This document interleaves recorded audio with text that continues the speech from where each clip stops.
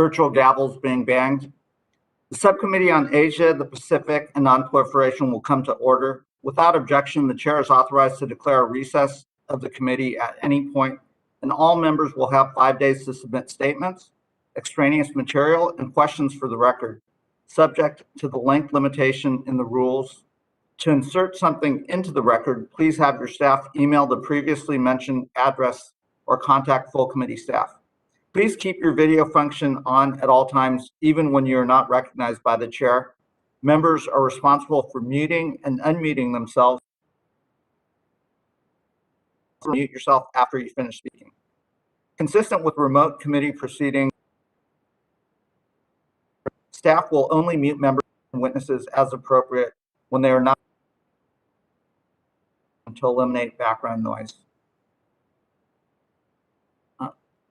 Teresa, do we have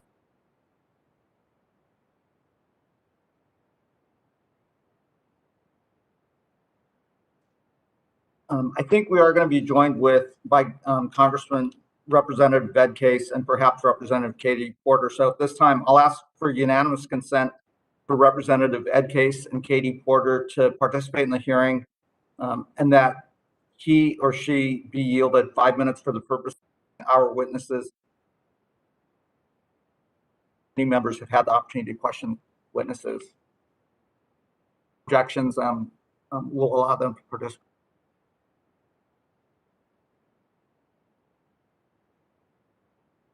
For opening for joining us today for this hearing focused on the strategic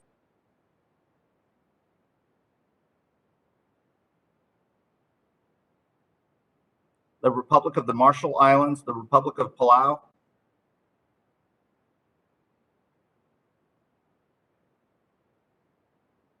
sent to enter.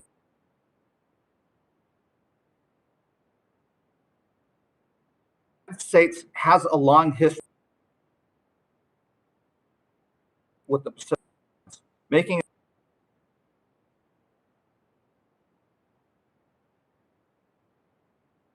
Chair Bera, can you hear me? Most economic. Sorry, sir, for interruption. I apologize for interrupting, sir. Your audio and video feed are now both cutting off, so we are actually not getting much of what you're saying. So again, apologies for interrupting. Can we actually pause while we resolve your technological issues for a second?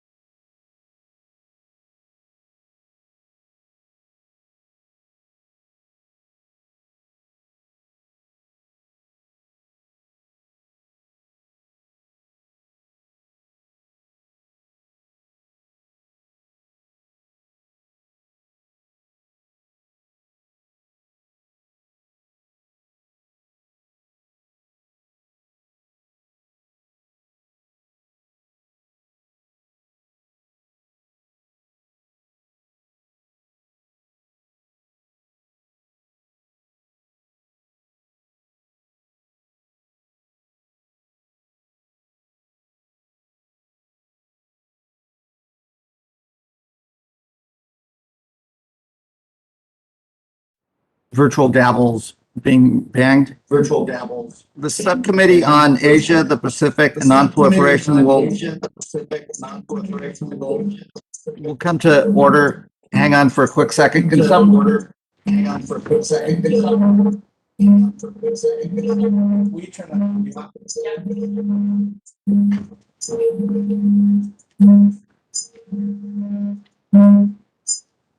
Sorry about that. I'm going to start again. There's an echo.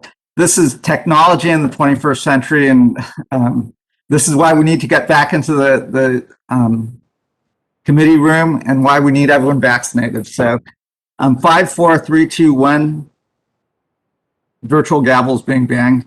The Subcommittee on Asia, the Pacific, and Nonproliferation will come to order. Without objection, the chair is authorized to declare a recess of the committee at any point, and all members will have 5 days to submit statements, extraneous materials, and questions for the record, subject to the length limitation in the rules. To insert something into the record, please have your staff email the previously mentioned address or contact full committee staff. Please keep your function on at all times, even when you are not recognized by the chair. Members are responsible for muting and unmuting themselves, and please remember to mute yourself after you finish speaking.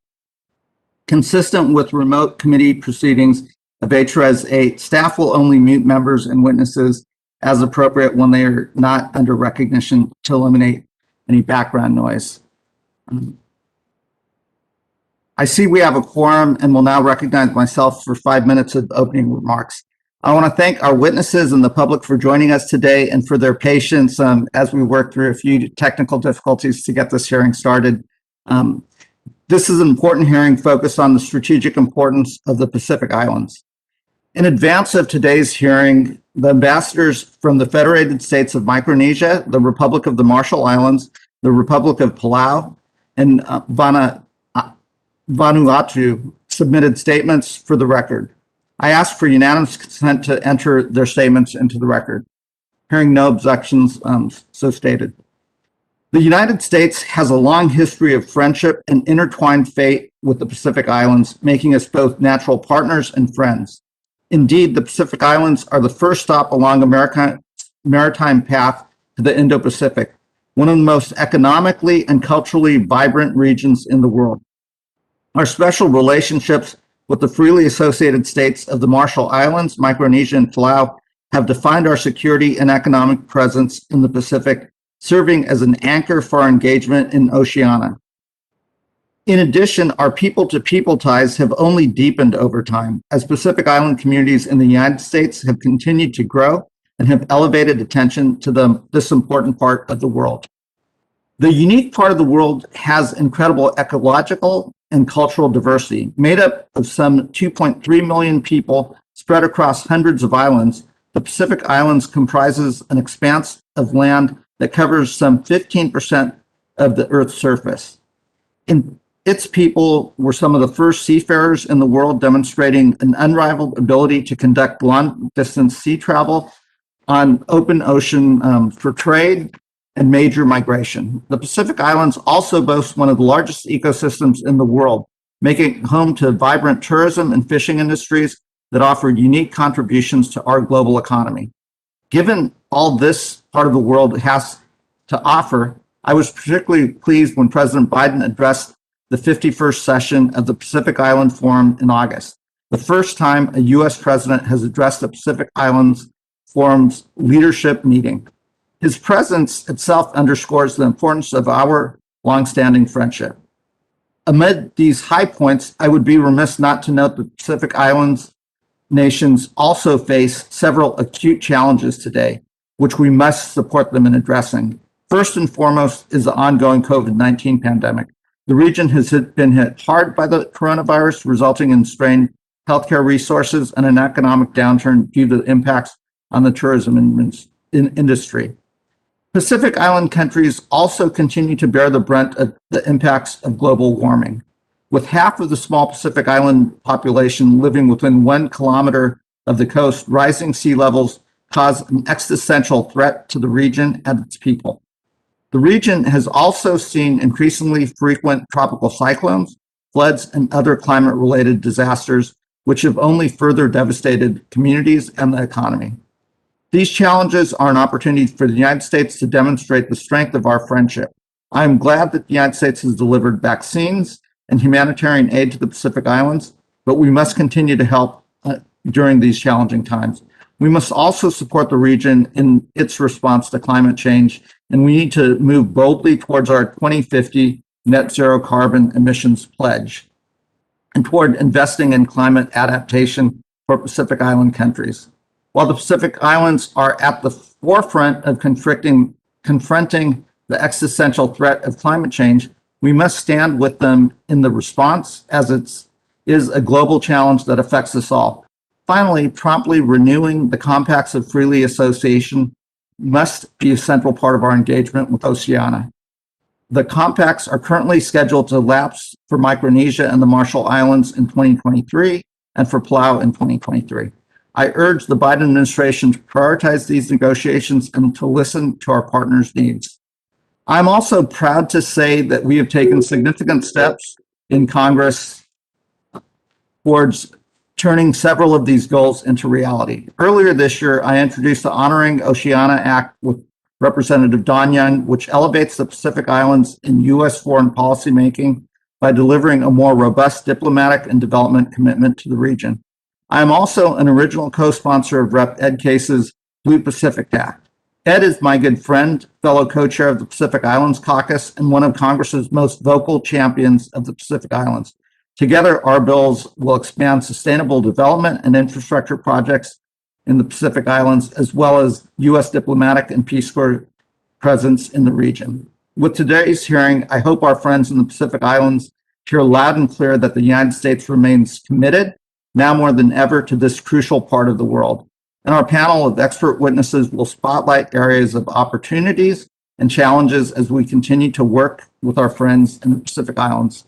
With that, I now yield 5 minutes to my good friend from Ohio, our ranking member, Representative Steve Chabot, for any opening comments he may have.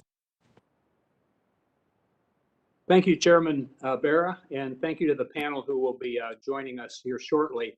While it goes without saying that the Pacific Islands are strategically important, it's critical that Congress and the administration maintain focus on the interests that we share with this region and work to make sure that the U.S. is a reliable partner.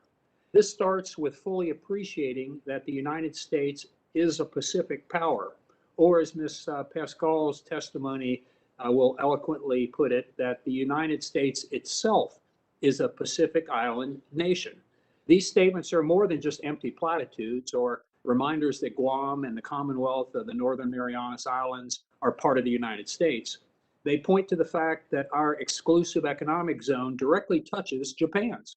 And if we include the EEZs of the freely associated states of Palau, the Federated States of Micronesia, and the Republic of the Marshall Islands, the United States is responsible for maritime territory bordering that of the Philippines, Papua New Guinea, and Indonesia as well. We're not separated from Asia by the Pacific Ocean. We're connected by it. And the Indo-Pacific isn't on the other side of the world. It's right next door. The United States' stake in the Indo-Pacific isn't just that of a global steward of freedom, democracy, and security, but also that of a neighbor. Nowhere is this more true than among the Pacific Island states. The foundation of our partnership was established really during the Second World War, when the United States and the Allied powers sacrificed so much to free the region from the brutal hegemony of an expansionist imperial power. Now, 70 years later, the United States is once again seeking to protect our neighbors from a dangerous imperialist state that would prefer to deal with the Pacific Islands as subjects rather than equals. Of course, nations justifiably resist being treated as pawns in a competition between great powers or basing their status and their relationships on opposition to a third party. That's not how the United States approaches its relationships with the Pacific Islands, and it won't be our policy in the years to come. U.S. foreign policy towards the Pacific Islands will continue to be rooted in our shared interests, shared values, our people-to-people contacts, and our religious ties, in our history of fighting together for freedom. But we must also acknowledge that the primary threat to these interests comes from the Chinese Communist Party and its ambitions targeting the Pacific.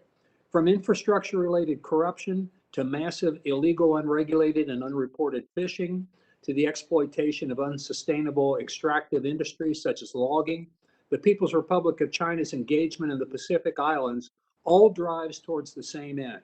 The PRC is trying, and all too often succeeding, at co-opting elected officials for its own ends, enriching its cronies at the expense of local populations, extracting material resources, and aggressively expanding its military footprint is part of a larger strategy to regain what the CCP feels is China's rightful historical status as Asia's regional hegemony.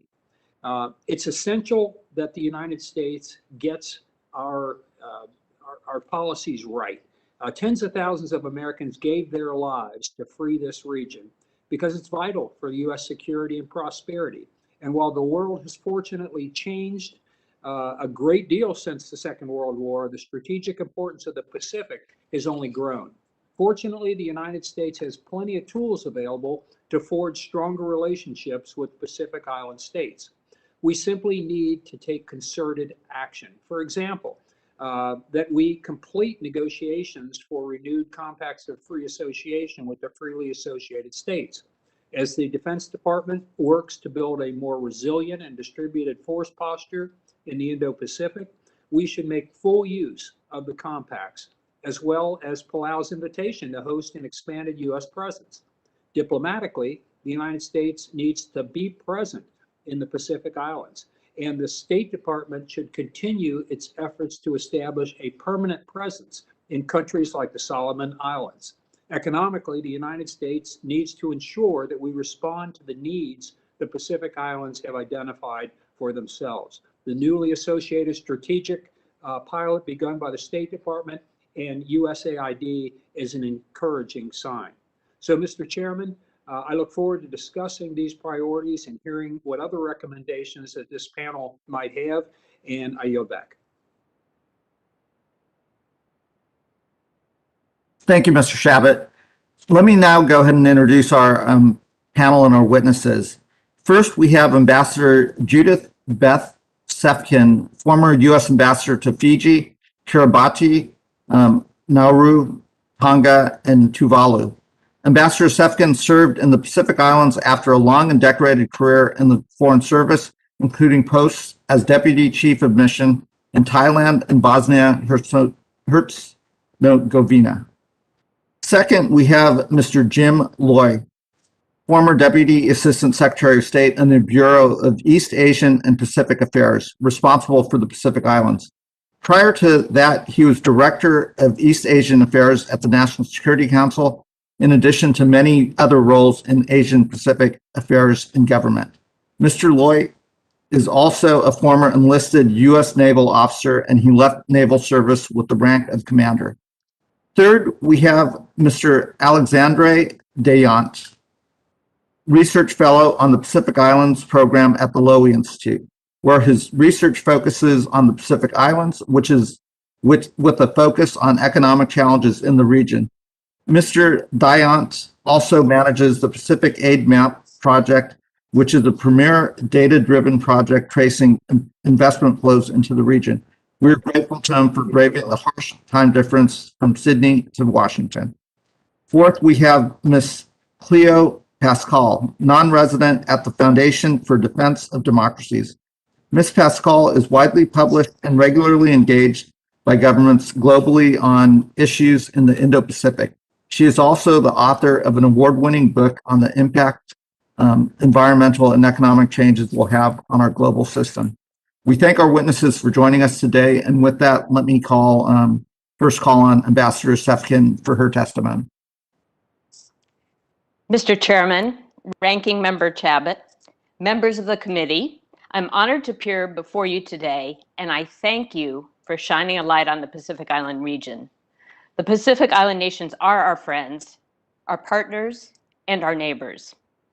The U.S. state of Hawaii is geographically and culturally part of the region, as are U.S. territories American Samoa, Guam, and the Commonwealth of the Mariana Islands. and U.S. exclusive economic zones, as has been mentioned, border those of several Pacific Island countries.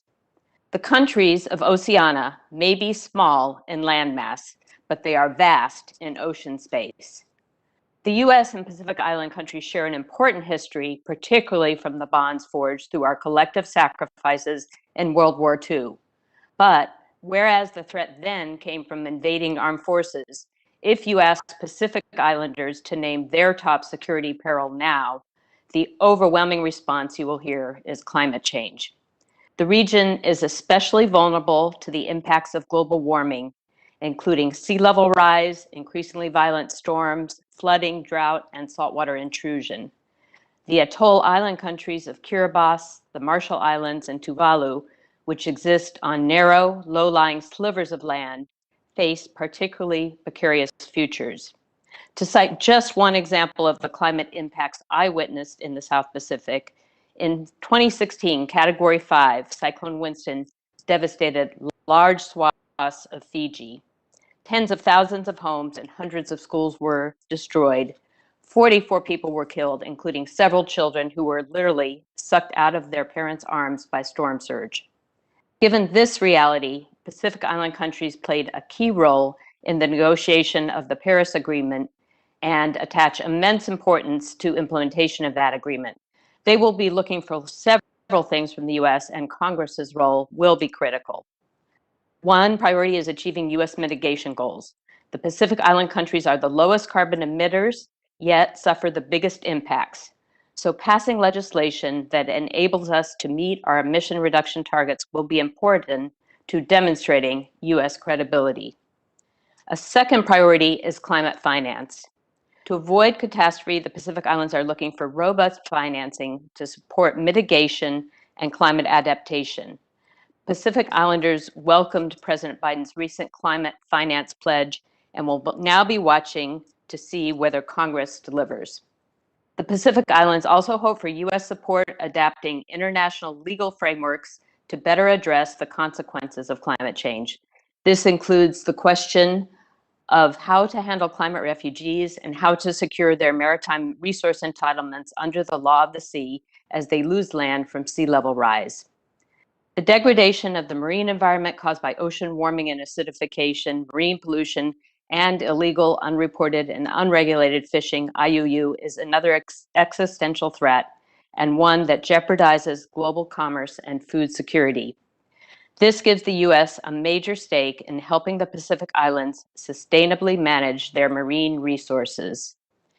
One very important tool in this regard is the U.S. Shipwriter program that partners the U.S. Coast Guard and Navy with Pacific Island enforcement officials to crack down on IUU fishing. Expanding this effort would be highly advantageous. Military cooperation has been and remains an important dimension of U.S.-Pacific relations. Appropriately, much of that cooperation focuses on building humanitarian assistance and disaster relief capacity and maritime domain awareness. This brings me to discussion of competition with China in the Indo-Pacific. China's expanding presence in the region does raise important questions, but in deciding how we navigate this competition, I would emphasize 2 points. One, increased U.S.-China tensions makes Pacific Island countries very nervous. Observing that when elephants fight, the grass gets trampled, Pacific leaders often stress they do not want to be put in the middle. This underscores the importance of articulating an affirmative agenda that responds to our island partners' concerns. Two, the allocation of U.S. military resources to the region must be matched by robust allocation of soft power resources. This should include increased USAID programming and further strengthening our people-to-people ties. Peace Corps is our biggest asset in that regard. With its low operating costs, Peace Corps is great bang for the buck and should be further expanded in the Pacific. U.S. educational exchanges such as Fulbright are equally valuable, but while China provides reportedly some 100 training slots per year to Pacific Islanders, we currently fund only a handful. Surely we can do better. Finally, I will close by emphasizing the importance of senior level engagement. I too was very encouraged by President Biden's recent participation in a virtual Pacific Island Forum leaders meeting, and I hope this presages more high level engagement And I hope that members of this committee will consider adding Pacific Islands to your travel schedule. Thank you again, Mr. Chairman and members of the committee, for this opportunity to offer this testimony. I am happy to take your questions. Thank you, Ambassador Sefkin.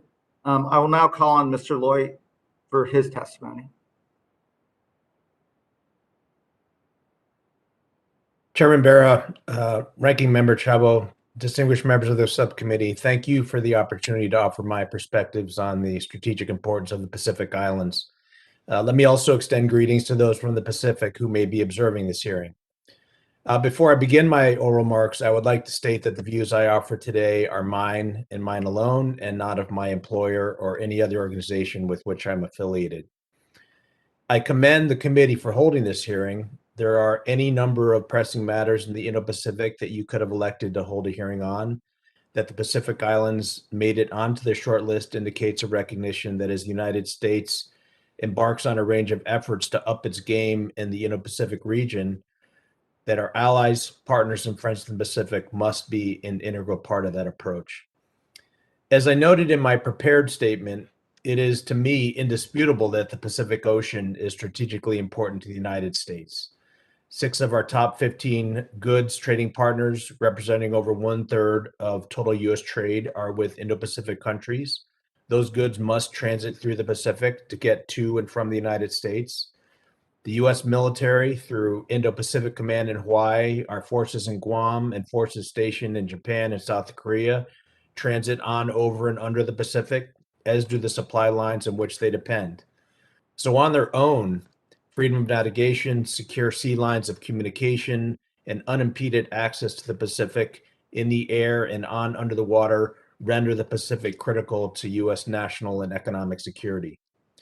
By extension, then, the Pacific Island nations we are here to discuss today are just as critical to U.S. national interests. They comprise the land features that form the first, second, and third island chains that serve as defensive buffers to threats from our west. Their exclusive economic zones, as has been mentioned, cover vast swaths of the Pacific and include fishery and other resources that support U.S. industry and American livelihoods.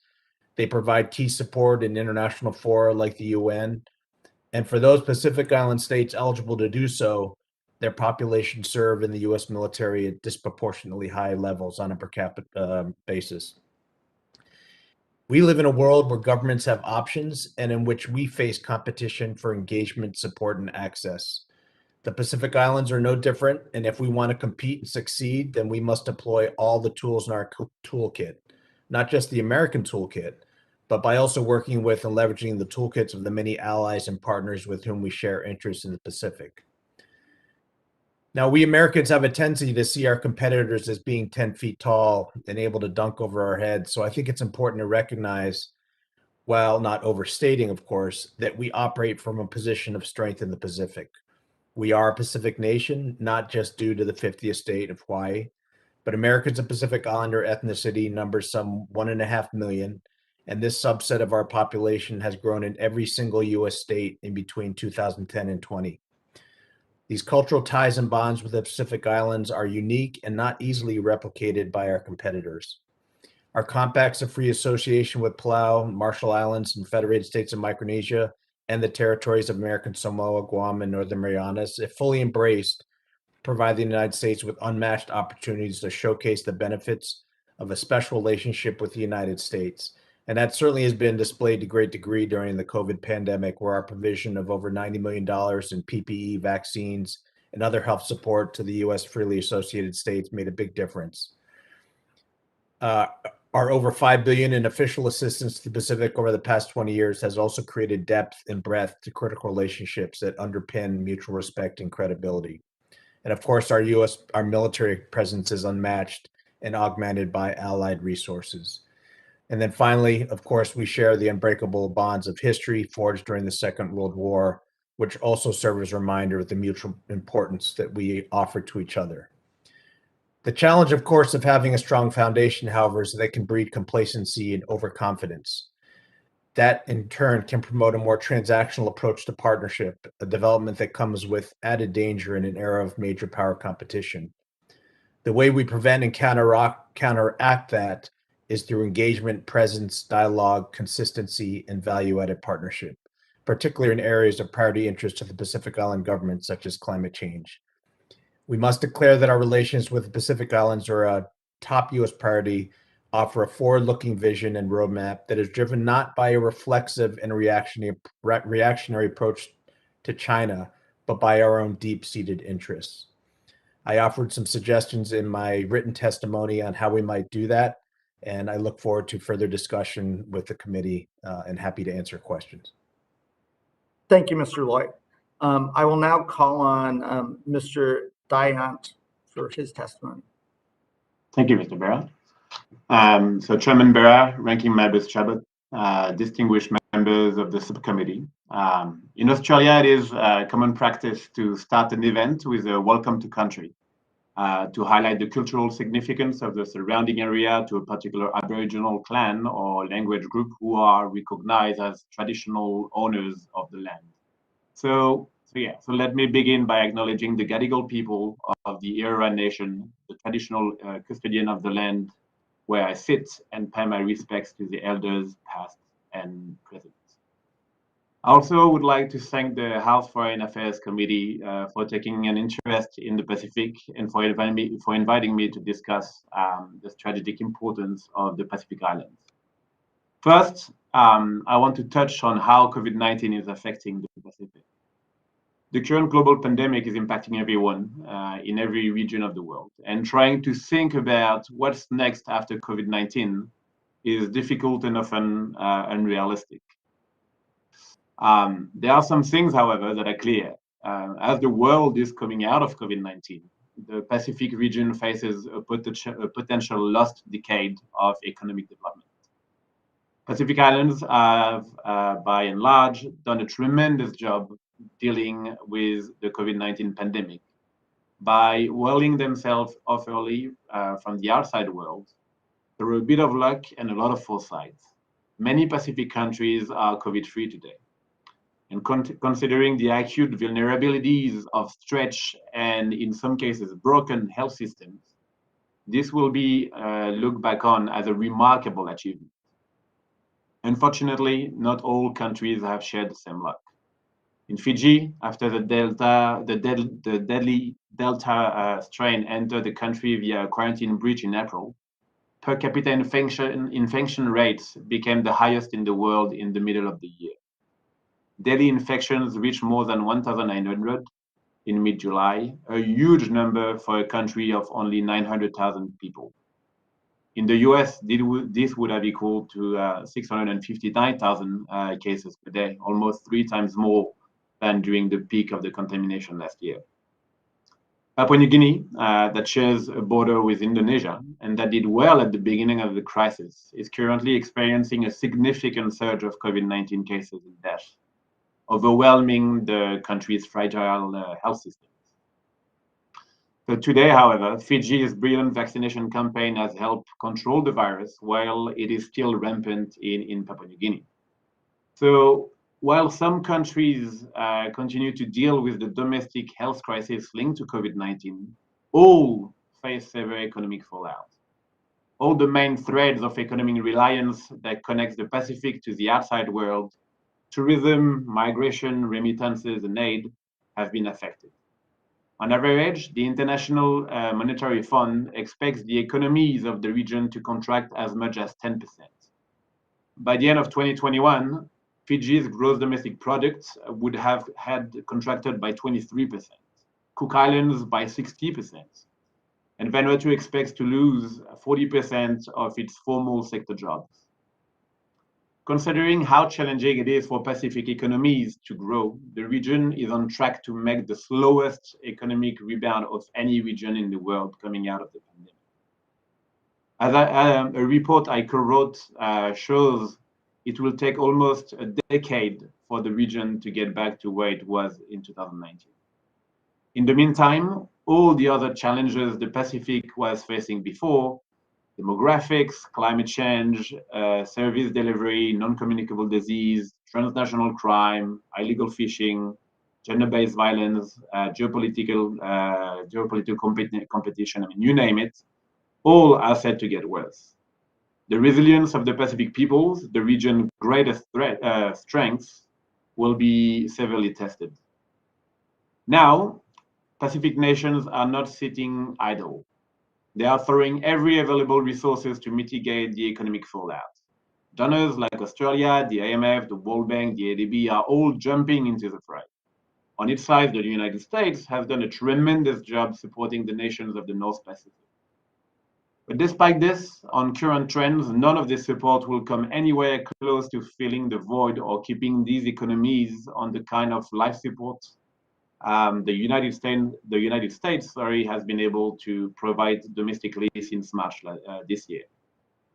I say all of this for two reasons. The first one is to instill on you all the gravity of the situation Pacific nations are now in. And second, to highlight the timeliness of this subcommittee hearing.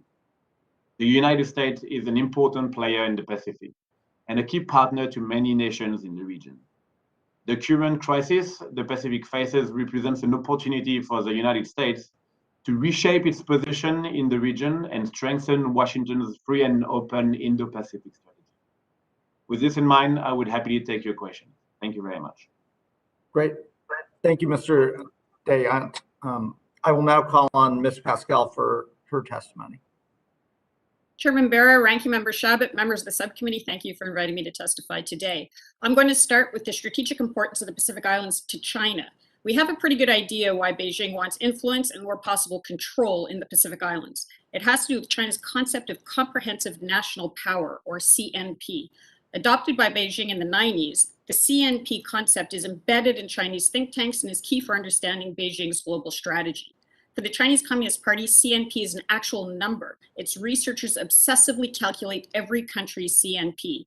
Things that add to a country's CNP, according to them, include access to resources, R&D, human capital, financial capital, influence over global rules, strategic positioning, and much more. CNP is the concept that connects the dots between the Confucius Institutes, the Artificial Islands, the Belt and Road Initiative, and getting American teenagers to install TikTok on their phones. In the Pacific Islands, things that score CNP points for China include big items like getting a country to switch diplomatic recognition from Taiwan to China, as well as seemingly little ones such as a Huawei data center in PNG, a Chinese police liaison officer in Fiji, or legislation that allows online gambling in Palau. Coordination is facilitated by China's large embassies across the region with staffers who speak the local language and have seemingly limitless slush funds. Given this massive effort, the question is, why does Beijing think Oceania is so important for its CNP? And a key reason is geography. A core part of China's CNP strategy is developing a world-class military spearheaded by the Navy that's capable of challenging and eventually displacing America as the world's preeminent naval power. Between 2016 and 2020, the Chinese Navy added the equivalent of Japan's entire current surface fleet and is on track to having nearly twice as many surface ships as the US Navy before the end of the decade. The problem for China is that to use its Navy, it needs access out of its ports and into the Pacific. But looking out from the east coast of China, there are a series of island chains that can be used to block that access. The first island chain roughly stretches down Japan, including Okinawa, through Taiwan and the Philippines, and is known as the first island chain. The second and third chains include Guam, the Marianas, FSM, Midway, and more. This area saw some of the most desperate battles of World War II. The chains are a problem for Chinese strategists. This is one reason why China is so serious about capturing Taiwan. They need it to break the first island chain. At the same time, Beijing is also trying to burrow itself into the second and third island chains to disrupt American planning and potentially attack first island chains from behind. Understanding how important breaking the chain is for the PLA is fundamental for understanding how the Pacific Islands fit into China's CNP calculations and grand strategy. On the US side, after decades of largely benign neglect, some are realizing the importance of the region, in large part through the efforts of many on this subcommittee and Representative Case. Bipartisan initiatives and leaderships on the Pacific Islands have been exemplary, including the establishment of the Pacific Island Caucus, the proposed Blue Pacific Act, the Honoring Oceania Act, and elements of the PDI. However, momentum can be easily dissipated when dealing with such a vast and complex area, so what should the US prioritize? The region that is most in need of attention is Micronesia, which includes Guam, the Marianas, Nauru, Kiribati, and the 3 US freely associated states. The reasons include many of the countries have close ties with the US, indeed Guam is the US. Being closer to China, they're on the strategic front line. 3 of the countries recognize Taiwan, making them major targets for Beijing. The recent fragmentation of the Pacific Island Forum means they're rethinking their regional structures, and the COFAs need urgent resolution. In that context, it would make sense to work with the area to create a Micronesian zone of security, prosperity, and freedom that would knit the region together, letting its countries and territories reinforce each other. There are a series of recommendations on how to do that in my written testimony, including making the area a priority for the Quad activities, including increased space for Japan and India, expanding bases, including in Palau, and as suggested by a letter sent to President Biden and signed by many on the subcommittee, appoint a special envoy based out of the White House to coordinate interagency efforts to renew the COFAs. In 1943, 2 Solomon Islanders helped save the life of future President Kennedy after his patrol boat was sunk by the Japanese. Benjamin Gilman, longtime chairman of the House Foreign Affairs Committee, flew 35 missions over Japan as a side gunner in a B-29 Superfortress. Twice his plane was so badly damaged he would never have made it back except he could land at Iwo Jima. The blood of Americans is mixed with the blood of Pacific Islanders in the soil and seas of Oceania. Ambassador Kabua, the representative of the Marshall Islands to the UN, said that when her country's COFA was originally concluded with the US, quote, many in the US Congress and government had fought in the Pacific during World War II. They knew who we were, where we were, and why we were important, end quote. To avoid the next war, we'll have to learn that again. Chairman Bera, Ranking Member Chabot, members of the subcommittee, thank you for all your work towards accomplishing this goal and for inviting me to testify today. Thank you, Ms. Paskal. And thank all the witnesses for their testimony. I will now recognize members for 5 minutes each pursuant to House rules. All time yielded is for the purposes of questioning our witnesses. Because of the virtual format of this hearing, I will recognize members by committee seniority, alternating between Democrats and Republicans. If you miss your turn, please let our staff know and we will circle back to you. If you seek recognition, you must unmute your microphone and address the chair verbally. And before I start recognizing myself, I'm going to ask for unanimous consent for Representative Ed Case to participate in this hearing, and that he will be yielded 5 minutes for the purposes of questioning our witnesses after committee members have had their opportunity to question any witnesses. Hearing no objection, so let it be stated. Let me start my questions, and maybe I'll ask Mr. Lowy initially. You touched on having a forward-looking agenda, and I can agree with you more. You know, certainly recognizing the Pacific Islands and the islands of Oceania for their assets and the challenges that their people face, and making sure they're not caught between what I think Ambassador Sefkin said, 2 elephants, 2 big nations. That this is not the United States or China, but it is about the people in the region, about getting COFA completed and so forth. If you were to prioritize some of those agenda items, where should our focus as a subcommittee, but also Congress be? Thank you, Chairman.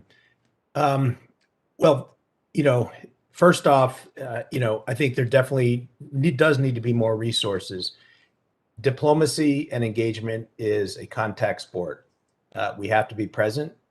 We have to have missions and diplomatic presence in the countries that we do not. And Ambassador Cefkin, represented, I think, 5 of them from Fiji.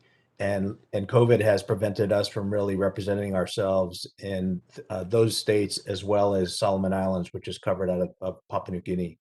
So I think presence is important, which obviously requires resources and staffing.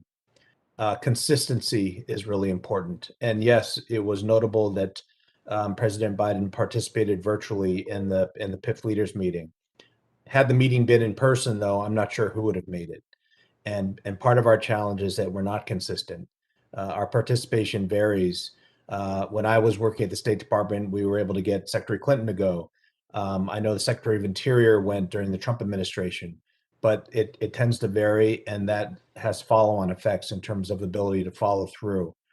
And then, I guess lastly, we have to have a multifaceted approach. It cannot just be security. It has to be economic. It has to be people to people. It has to leverage the many strengths that we possess that, frankly, China does not possess. And we frequently give short shrift to some of those soft power initiatives. I think Ambassador Sefkin mentioned the Peace Corps. These are things that are not easily replicated, but they're typically the first things that are cut. And then lastly, I would say, while climate change is a politically divisive issue, it's not an issue that is debated in the Pacific Islands because they see it and feel it every day. And if we're not able to address their number one concern, we lose credibility. And so we have to find a way to short circuit kind of the debates that we know are going to continue to happen in the United States, but somehow ensure that we are assisting our Pacific Island friends and partners in ways that are meaningful to them. And, that will take obviously, political courage and discipline. And maybe I'll just leave it at that. Great. And I know, playing on that we have some great champions in Congress, starting with Congressman Case, who was going to lead us on a CODEL pre-pandemic, which, as we come out of this pandemic, I know he's certainly thinking about, I'm thinking about, we've got champions like Congresswoman Katie Porter, who also, I believe, is having a hearing on resolving some of the issues with FOFA, and, remnant nuclear testing issues in the region, and has been champion there. Maybe Ambassador Sefkin, if you'd like to play off of that a little bit, and maybe contrast with how China's approaching the region and how we should approach it. Well, I would thank you, Mr. I'm not sure we've got a great connection. Ambassador. I certainly would underscore everything. Actually, I don't think we've got a great connection. So maybe Mr. Dayant, I would note that China hasn't. Their other forms of engagement really been.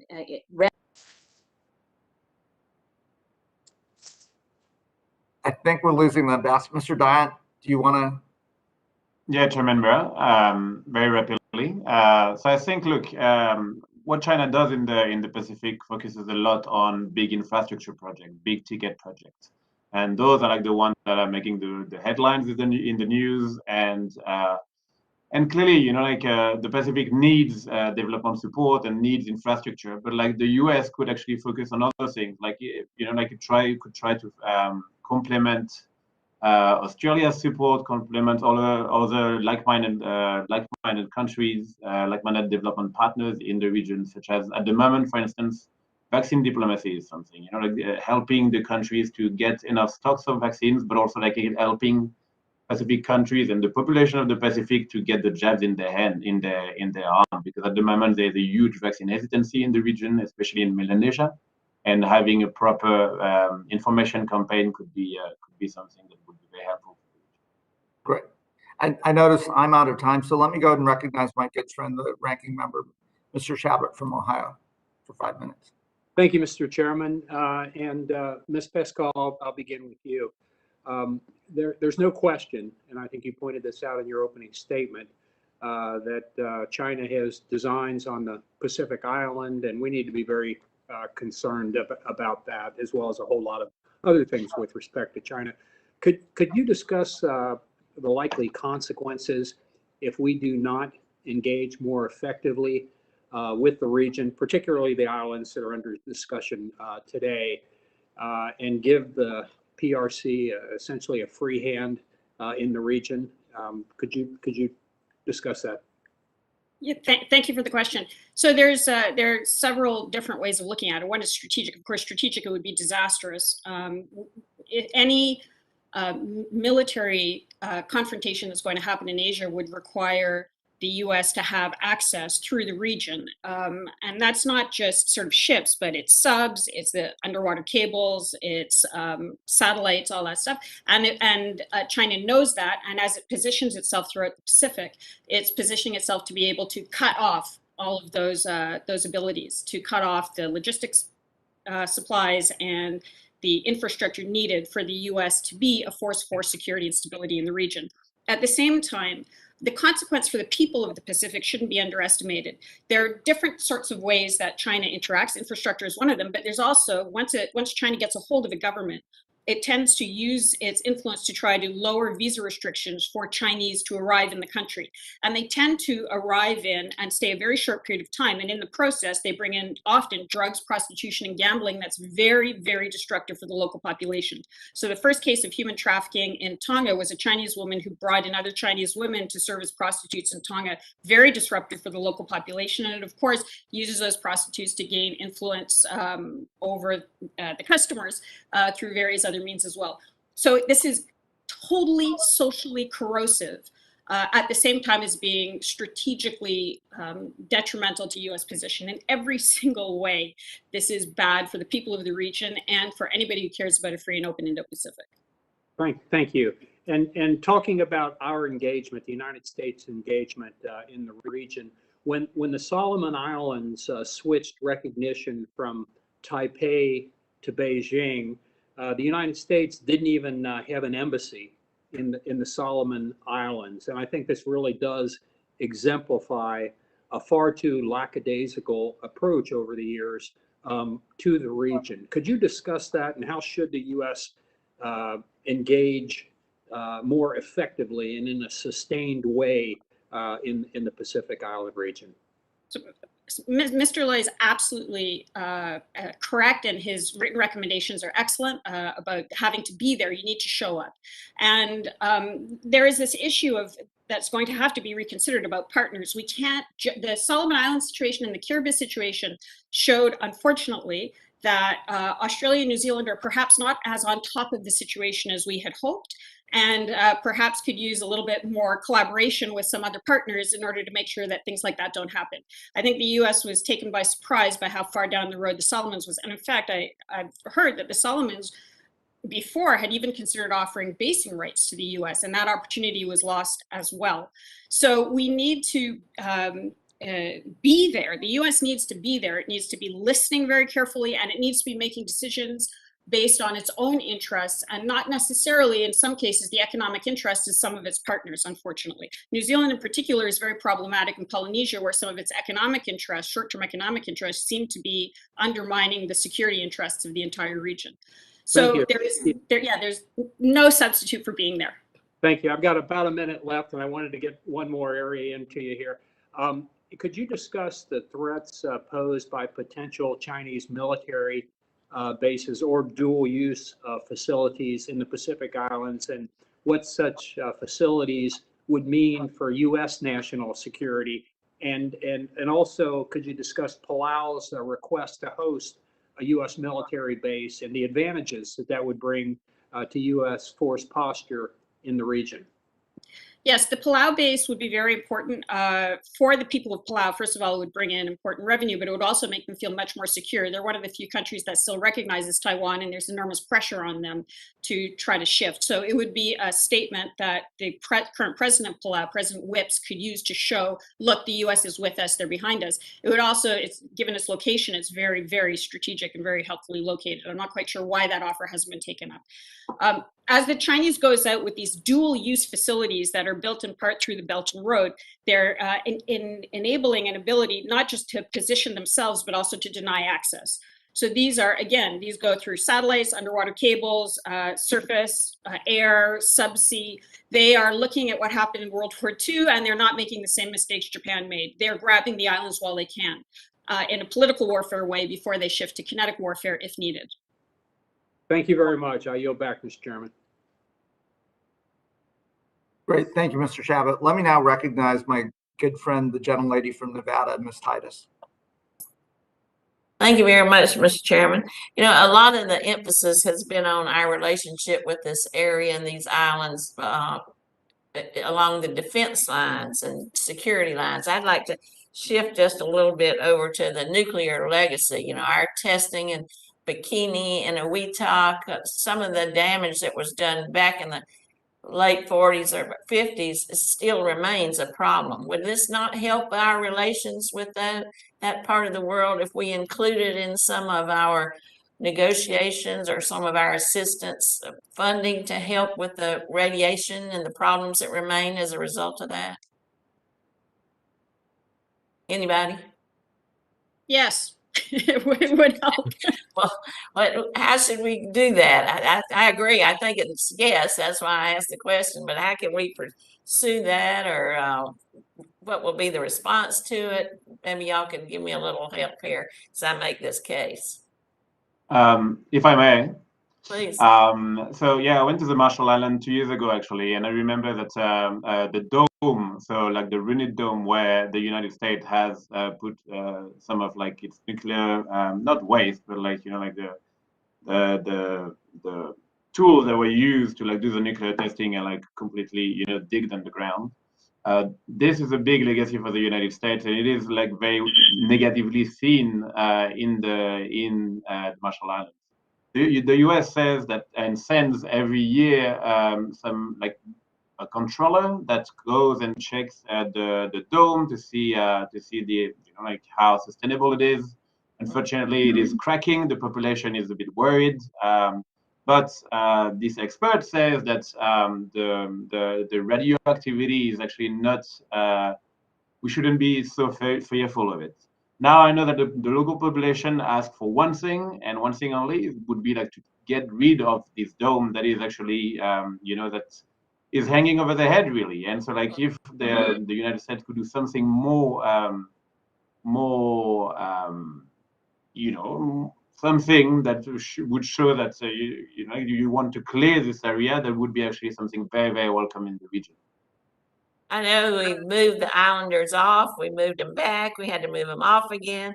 I represent Nevada, so I'm kind of familiar with some of those same issues in our state that you're experiencing double time there. So I think we ought to always keep that on our agenda as we look at our relations. And look, you're completely right. I mean, I'm French and living in Australia, about to become an Australian as well. And so, like as a Frenchman, like my country has done a lot of nuclear testing in the Pacific, especially in French Polynesia. And this has been, this has been an ongoing process, like the healing process with the French Polynesian people and the French government is like a very complex one. Not that long ago, the President Macron apologized for the testing, and there is like a compensation scheme that covers, like the health treatment that people who are victims of cancer or leukemia are facing. And the French government has kind of, we tried for a long time to get rid of this issue by not talking about it, but clearly now it's coming back on the surface. And so this is something that the French government is trying to deal with. And I think actually having a look at what the French government is doing now would be a good first thing to look at in the US, like maybe and trying, like elaborating, trying to establish a conversation with the French government to see how they dealt with the situation, to see if you could do something similar in Remit. Thank you. Maybe we can look at that, Mr. Chairman.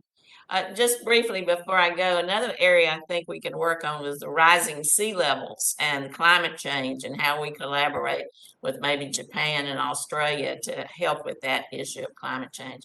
Thank you, Mr. Chairman. I think my time is up. I yield back. Thank you, Ms. Titus. Let me now recognize my good friend, the gentlelady from Missouri, Ms. Wagner, for 5 minutes. I thank you, Mr. Chairman, and I thank you to our witnesses for their time and certainly their service. For decades, the Pacific Islands have played a central role in developing U.S. capabilities and extending our ability to protect rule of law and freedom of navigation. Strong relations with Pacific Island nations remain the backbone of U.S. security in the Indo-Pacific. Increasingly, the Pacific Islands are on the front lines of Sino-U.S. rivalry as China attempts to erode support for Taiwan and push the borders of its spheres of influence out to the so-called Second Island Chain, a line that passes through the Marshall Islands, Guam, and Palau. China does not share our vision for a free and open Indo-Pacific. It seeks to intimidate and entrap and coerce these countries into increasing China's prestige and furthering its agenda. As one of the co-chairs of the Pacific Island Caucus, I am very proud to support the special relationship that the United States shares with the Marshall Islands, Micronesia, and Palau. The United States must continue to stand together with the freely associated states in defense of our common interests. I'm extremely concerned about China's investment plans for Kiribati. 2 years ago, the PRC used its economic clout to induce Kiribati to cut ties with Taiwan and instead to recognize Beijing. And today, China plans to use its influence to revive a World War II era airstrip on a Kiribati island that would threaten critical sea lanes between Hawaii and Australia and New Zealand. Ms. Paskal, what are the implications of this development for U.S. and allied security, and how should the United States proceed in order to prevent China from militarizing these important islands? Thank you, Representative Wagner. That's a very good question, and that island Canton is a critical location, as you mentioned. The U.S. actually has a treaty with Kiribati that is supposed to prevent the militarization of that island by any country other than the U.S. The U.S. has a sort of can go back to it, but Kiribati is technically supposed to ask the U.S. if anybody else is going to use it as a military airstrip. Have they done so? Have they done Well, so? Because our association with Beijing and the revival of this new World War II airstrip would say that treaty is not being followed. So, as often happens in these cases, apparently the Chinese just want to build it for, tourism or some. Oh, right. I don't know, scuba diving off the coast of Canton. But it's a very good example of how there are a lot of arrows in the U.S.'s quiver that aren't being used. And if there was a larger team that could look at these entry points into the Pacific through these old treaties and through these relationships and things, then you'd have a better idea of what could be done. But that's a very good, clear example of that. It is, and more has got to be done. More generally, China is seeking to build military, what I'll call dual-use infrastructure throughout the Pacific Island region, such as piers that can accommodate Chinese Navy ships. Ms. Paskal, what are China's dual-use infrastructure plans for the region, and what would these facilities mean for our defense? So because of China's comprehensive national power approach, there are very few pieces of major investments by China that they don't think has a strategic element for their benefit. So it's you can't disaggregate. It's all combined into this comprehensive national push, this ability to be able to control the other country. And it may not be as overt as a port. It may be funding the scholarship of one of the children of the leaders, and then taping them when they're on having a good time in Beijing. I'm running out of time. I'm running out of time. Let me just say more compacts of free association between the United States and the Marshall Islands, Micronesia, and Palau set out the terms of our unique relationship with these states. The agreements prevent our adversaries from exploiting a huge swath of the Pacific Ocean and guarantee the U.S. Foothold from which to protect its interests. You probably won't have time, but Ambassador Sefkin, to what degree does China seek to undermine relations between the U.S. and a freely associated states? And do PRC influence operations in the Pacific Islands region threaten renegotiation of compacts? I know the gentlelady's time's expired a little bit, but Ambassador Sefkin, if you can give a brief answer, that'd be great.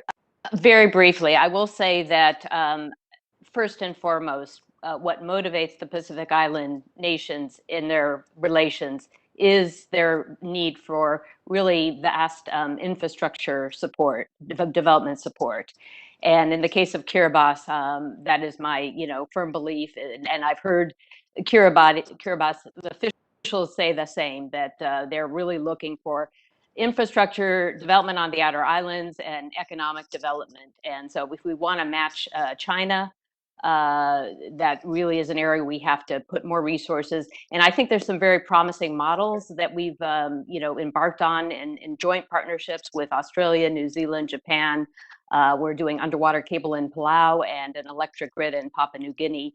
And those are the kind of projects I think can start to elevate our partnership. I appreciate that. I appreciate that. I appreciate the chair's indulgence, but these are all things that we have got to really engage in a more comprehensive and strategic manner. So I thank you all, and I yield back. Great. Thank you, Ms. Wagner. Let me now recognize my good friend, the gentleman from Michigan, Mr. Levin, for 5 minutes. Thank you so much, Mr. Chairman, for the great job you're doing covering so many important issues on this subcommittee and your partnership with Mr. Chabot. You know, sea levels continue to rise due to climate change. And unfortunately, even if we move to a carbon-free economy radically faster, this phenomenon will accelerate for years to come, possibly submerging parts of or even entire Pacific Island nations. In addition to the threat sea level rise poses to people and their livelihoods, it can shrink the maritime claims of Pacific nations when certain land features become uninhabitable.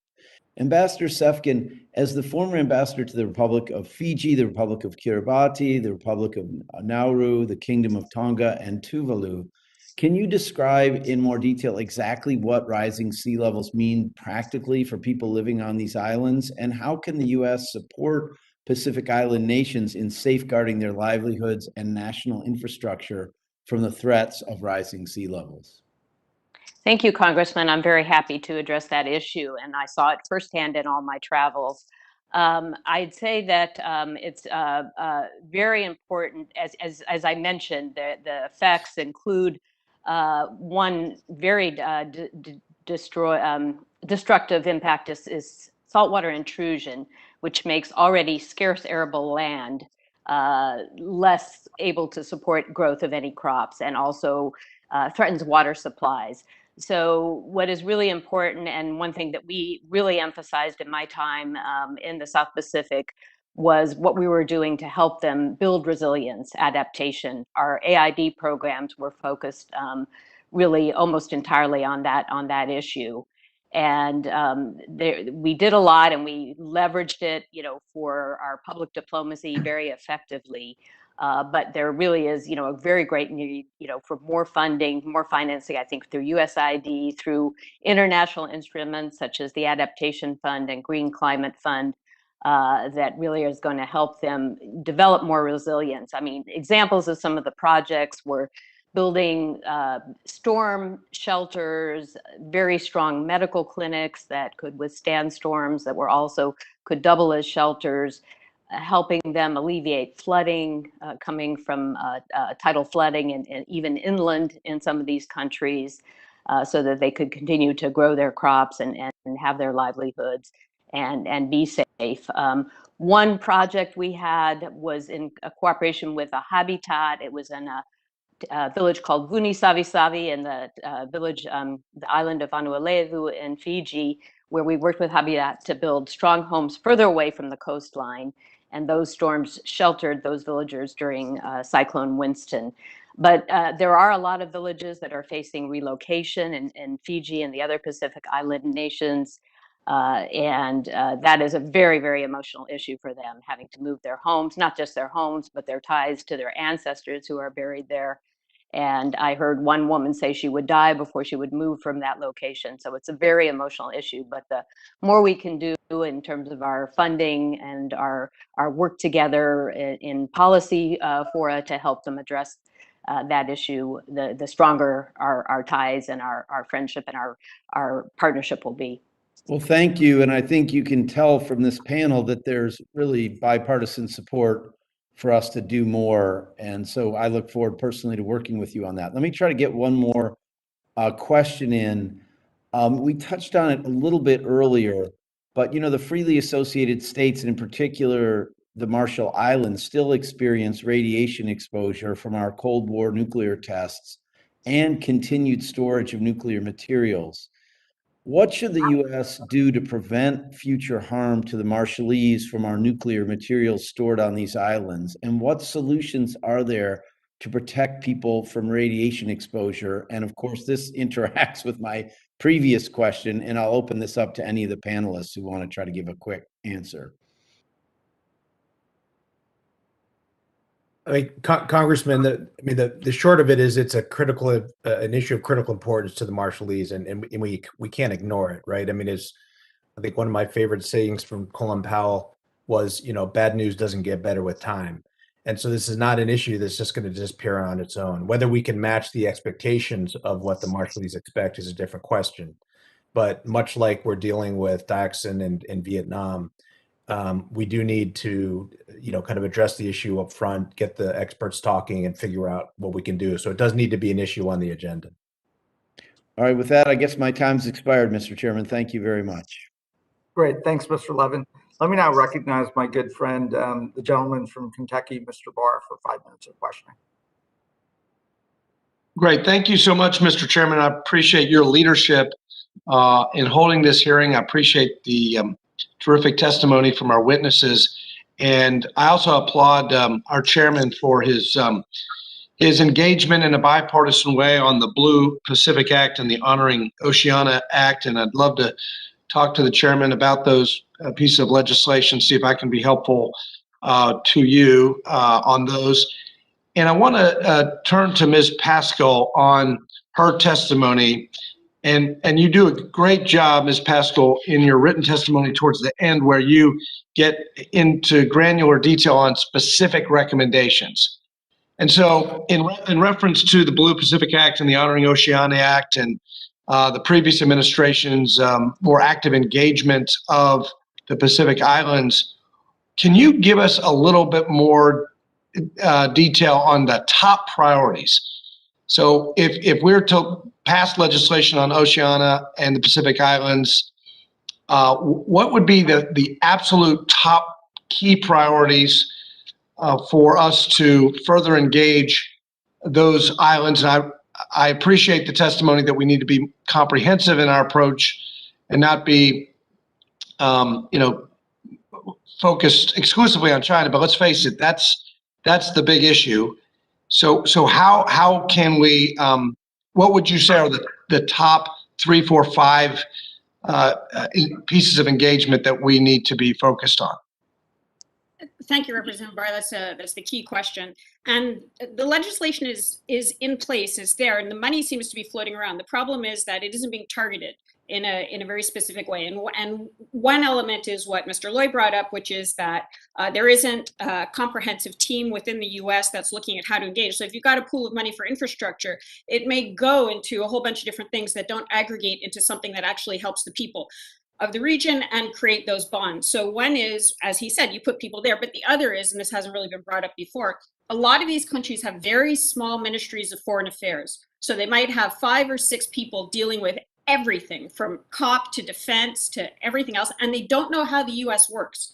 So Palau tried to get around this recently by putting in place a national security coordinator, so they would have a designated person to talk to the security establishment in the US and create those bonds. Similar initiatives would be very helpful across the countries of the Pacific, where you help them understand, you have how the US works, how the US systems work, and how to put in place individuals that can be that consistent point of contact for the US going in, so that the lines of communication are very entrenched. I would also, as we're building out the Quad, make sure that India is included in a lot of these issues, including with the funding for some of these projects, because as mentioned, for infrastructure, we're looking mostly now at Japan, Australia, New Zealand. They're very expensive infrastructure. So what you end up with, for example, is Japan will build a hospital in Tonga and it'll be staffed by Chinese doctors.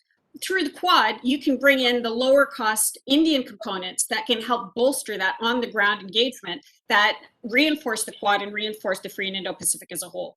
So those would be kind of 2 of the things that I would prioritize. One is making sure they know how to understand and talk to the US. And the second is bring in this other element of India, which can go into the sectors of the economy where China is currently filling in order to give them another viable option. Okay, any other, just same question briefly to any of our other witnesses. What would be the top recommendation in any kind of Oceania engagement legislation? I mean, I like the Peace Corps idea, and soft power, but what about DFC? Where can DFC counter Chinese economic influence?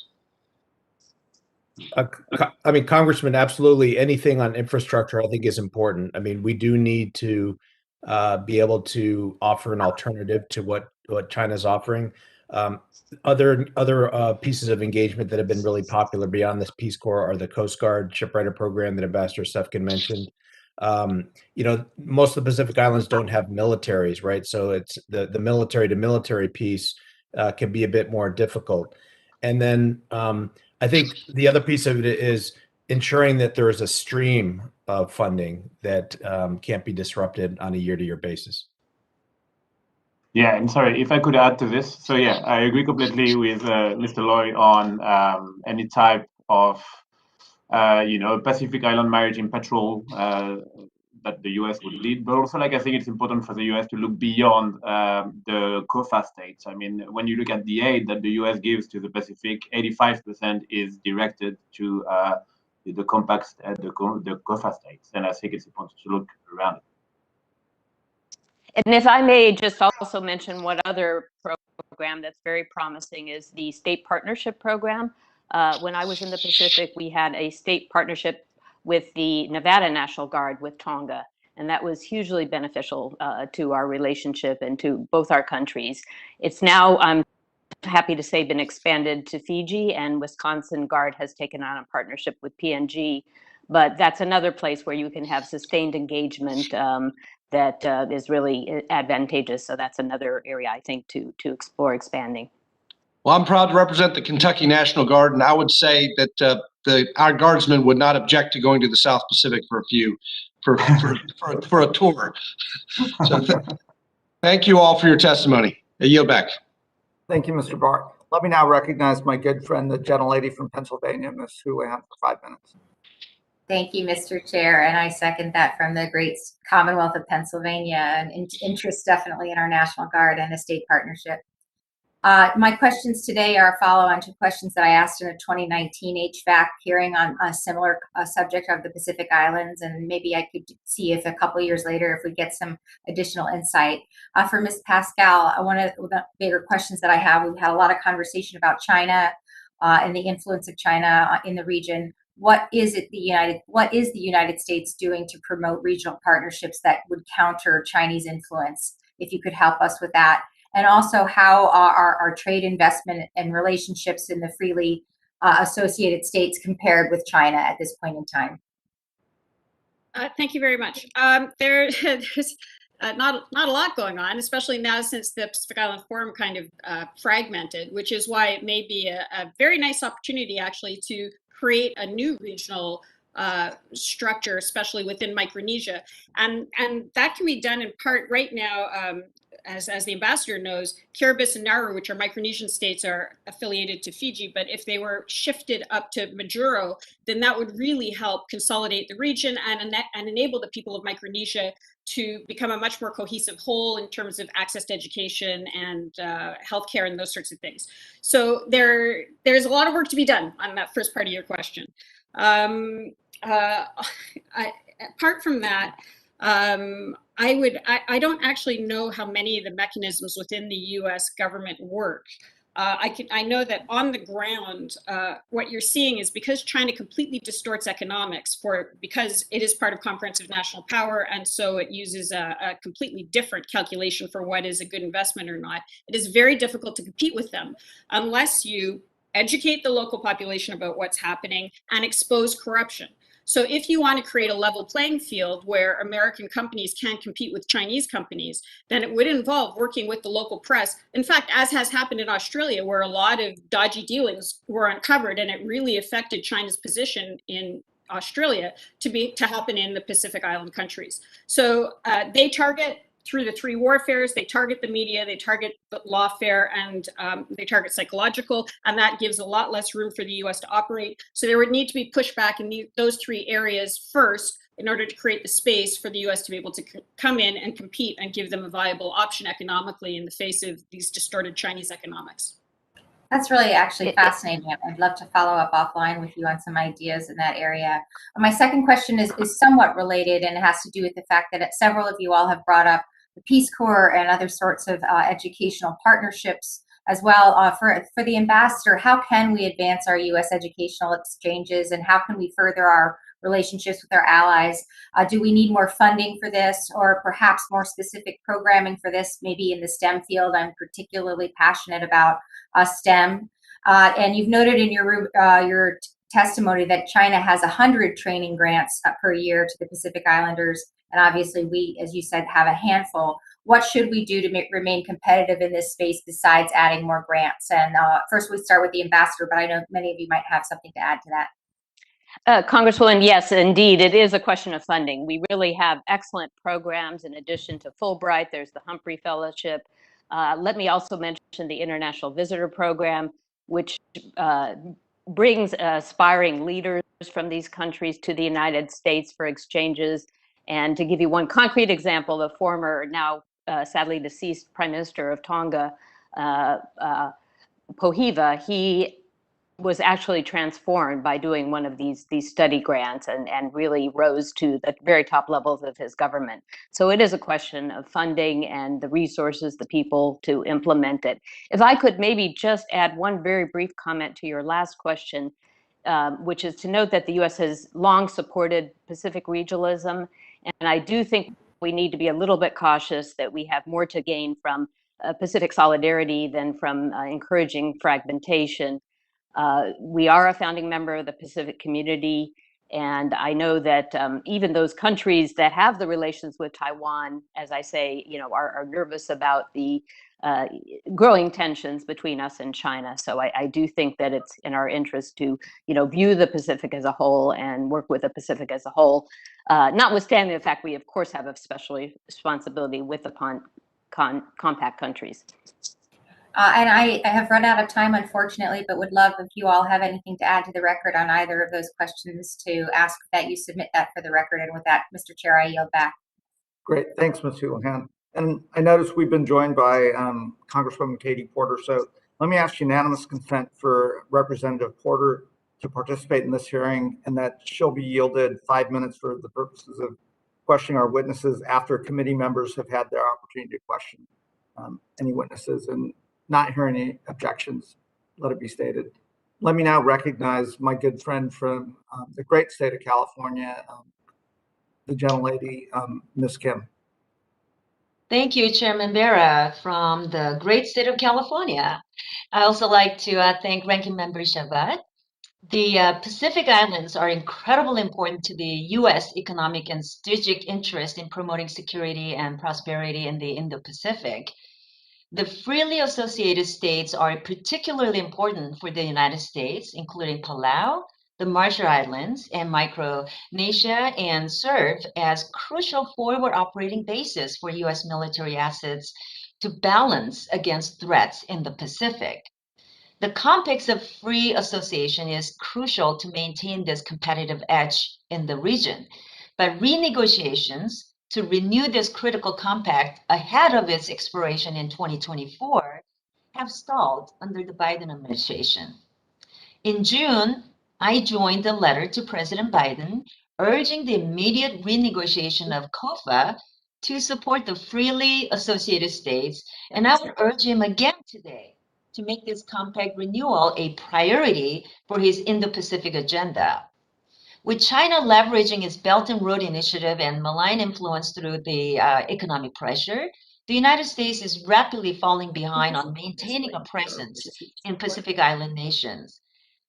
Ms. Paskal, can you provide insight on how the United States is countering the Belt and Road Initiative and other CCP influence operations in the Pacific Islands, especially through agencies like the Development Finance Corporation? Thank you very much for your question, Representative Kim. There have been a lot of things announced, and a few things have shown up on the ground. And there have been some collaborative projects, as mentioned, the undersea cable project. But there hasn't really been anything transformational. And also, as was mentioned, that is how China lures a government into flipping. That is what happened with Kiribati. They came to Kiribati with we're going to give you the planes that you want and all that sort of stuff, instead of what has been happening a lot in terms of social reengineering. So you'd get consultants coming from Australia or New Zealand wanting to talk about very important issues like gender rights. And the Chinese would say, we're going to give you planes instead. And then the government would say, well, planes are going to get me reelected, but gender rights are going to cause me some problems domestically, so I'm going to take the planes. So the scale of the way that China has comprehended the political dynamics of the people in the region, and I would say these are very smart leaders. If you look at FSM, for example, FSM in the last 130 years belonged to Spain, then Germany, then Japan, then the United States, and finally became independent. They've seen a lot of political disruptions, and they know how to play big countries off of each other. So they know what they need to do to try to get themselves reelected. So we need to really listen to them and work with them as equals in terms of what they need in order to, as politicians, get themselves reelected. And so far, that really isn't happening. Thank you, Ms. Paskal. I would like to ask you about the instability in the Pacific Islands Forum. Could you briefly explain how the United States has attempted to stabilize the situation and whether any outside actors have tried to exploit the situation for their own gain? Okay, so I would say that the biggest actor actually has been New Zealand with support from Australia and from France via French Polynesia. For those who don't know, what happened, there was a leadership contest for the Pacific Island Forum, and there were two contestants.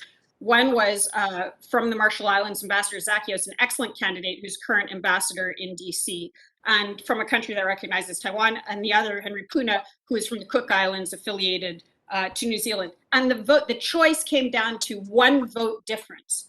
And we know that New Zealand, Australia, and French Polynesia all voted for Puna. And the Micronesians had said, if you don't let us run this for once, we're going to leave. And they've slowly been leaving. So they were very clear for over a year that they felt marginalized in the organization. And as a result of the vote, they felt like they had no choice but to leave because they weren't being represented within the organization. And there are a lot that, if Australia or New Zealand or French Polynesia had flipped their vote, there would be no problem now in the Pacific Island Forum. They all knew what they were doing when they made that vote, or else they have very bad intelligence. In both cases, that's a real problem for the US. The result was 5 countries, including 3 that are in free association with the US, were cut free. So that is why the Micronesian countries are now thinking, okay, we're going to go back to the way it was before. There'll be a South Pacific bloc and there'll be a Micronesian bloc.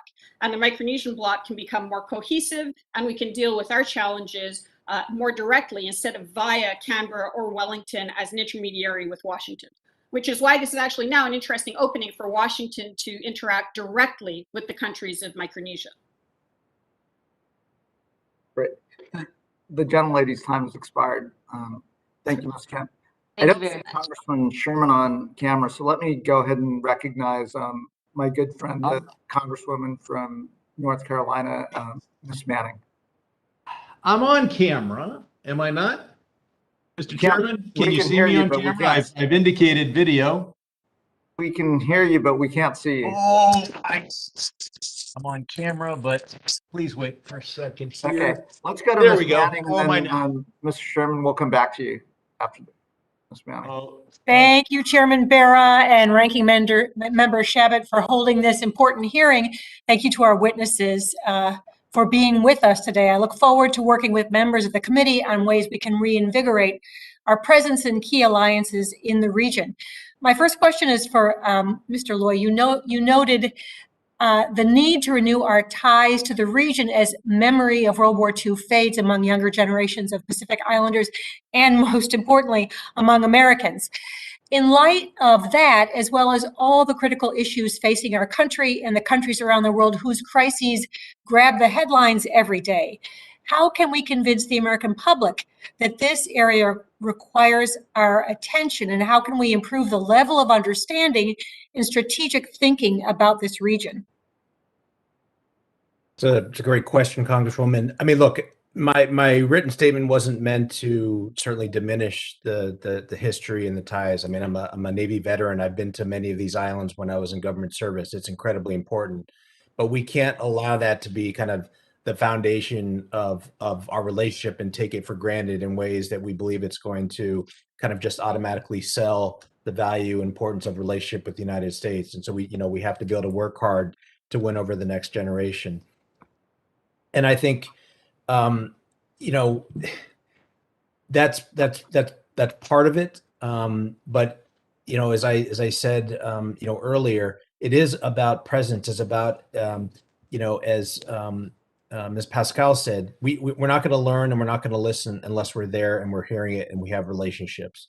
And then that feeds back into the United States. Look, we have a fairly large population of Pacific Islanders in the United States. I mean, I would say to them as fellow citizens, right? You need to also voice your concerns and interests, and you have to participate in our system, and you have to do what you can to make sure that those issues are elevated. But look, the average American citizen is very distracted, understandably so. Whether or not they're going to be able to appreciate the importance and the broader strategic and security, aspects of relations in the Pacific, it's difficult, right? I mean, I think that's something that all of us can do. Hopefully, that's something that you raise with your constituents when you get questions about why are we giving aid to places like this. Certainly, the arguments are pretty clear if you're if you're following the issues, but it is difficult.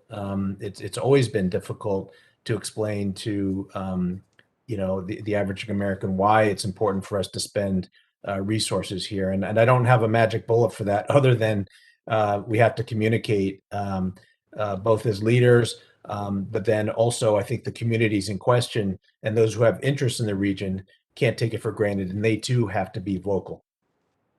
Thank you. Ms. Paskal, do you want to comment on that? I think that, we're thinking about it a lot in terms of aid. There is a lot of economic potential in the region, and the countries of the region would like to just earn a living like everybody else. And so there's some things that actually can be done in terms of trade facilitation and stuff that would make their economies a lot more stable. And part of that would involve protecting them from predatory Chinese practices that make entire sectors of their economy unviable. Like what's happening potentially with online gambling in Palau could potentially turn Palau into a major Chinese criminal organization hub. So with participation of FBI or DA or other organizations like that, it might be a lot easier to give them the space they need to develop to become more stable, so that we don't actually have to turn to constituents and say we need to send them tons of money all the time. We can help them to become more economically stable on their own, which is fundamentally what they want. And that goes back to the other question about training, just very quickly.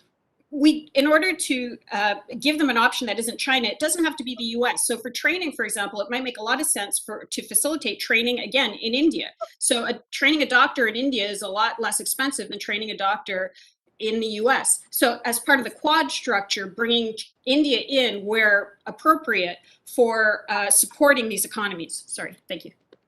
Thank you very much. Very quickly, Mr. Dayant, you talked about the economic fallout from COVID-19, including gender-based violence. How can the U.S. help these countries address the region's high rates of violence against women?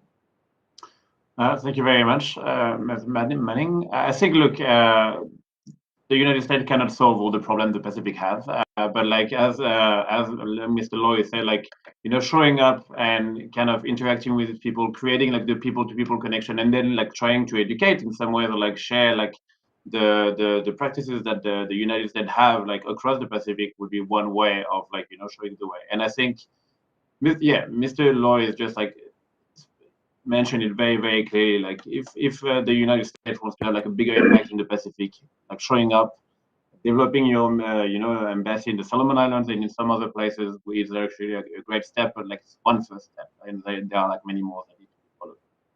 Thank you. My time has expired. I yield back. Great.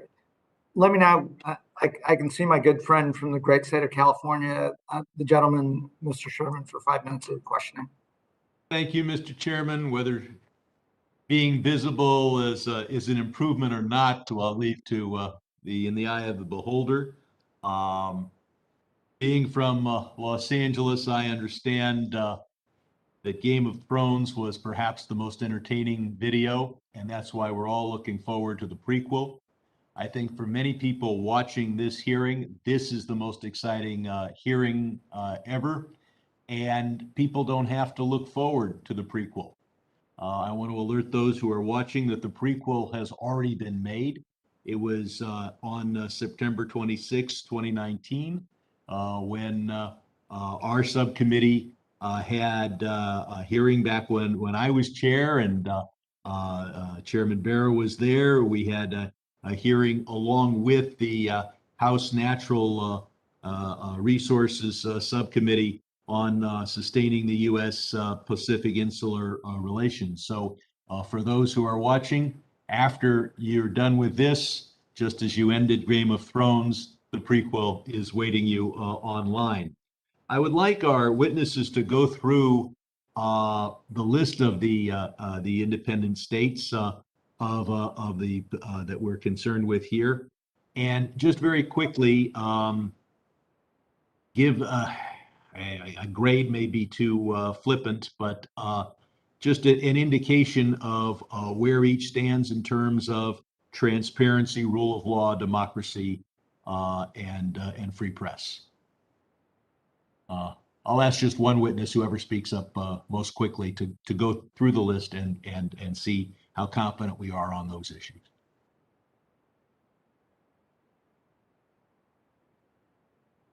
Don't all speak at once. Right, well, I'll start.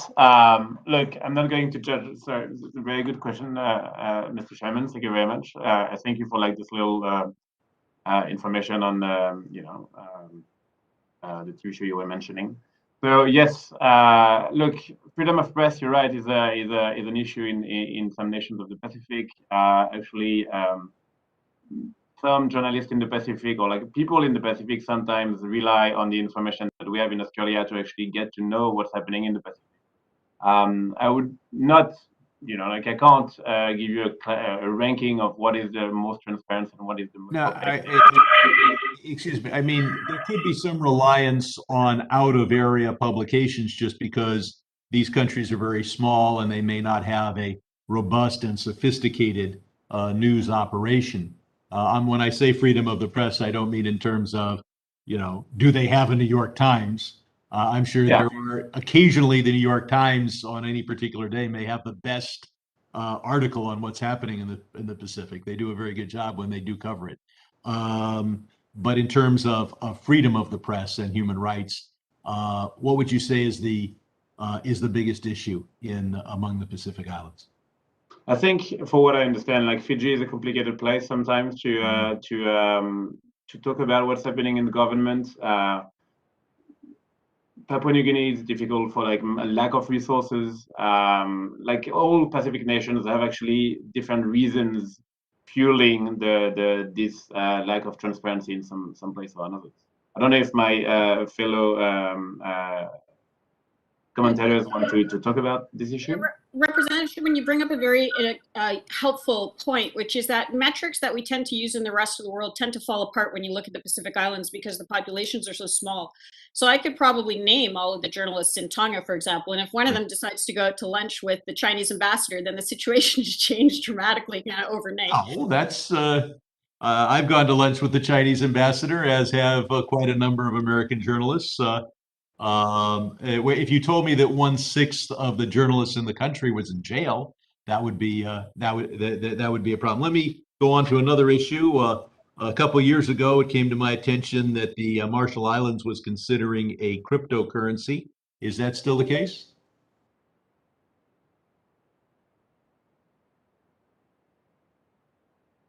Congressman, I'm sorry, I don't know the answer to that question. That's it.